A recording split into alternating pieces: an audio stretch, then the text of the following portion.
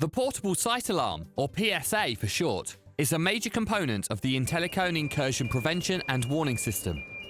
With its alarms and flashing lights, it can prevent unauthorized access to site, alert the TM operatives of an incursion, and warn the workforce of impending events, either cautionary or dangerous. The PSAs come in 4 different colours to differentiate their deployment positions.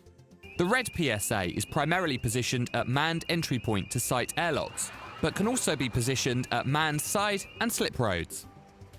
The yellow PSA's primary position is at unmanned full closure points, but can be used at crossover points or gaps in the barrier.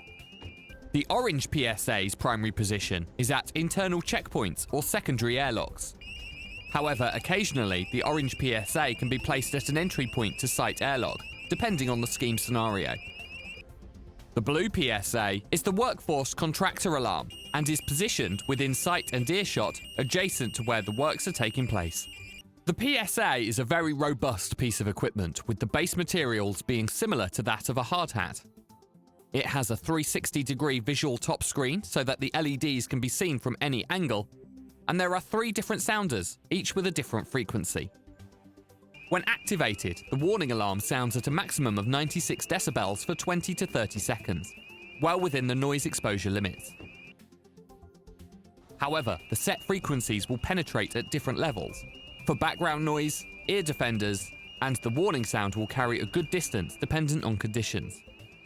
The fascia panel has an on and off power button, a red warning button, a blue cautionary alert button, an on-off button to mute the sounders if applicable, a data and location indicator to let you know it's locked into a geozone, battery level indicators, and the reset button to reset the alarms throughout the site. The PSA serial number can also be found on the fascia panel.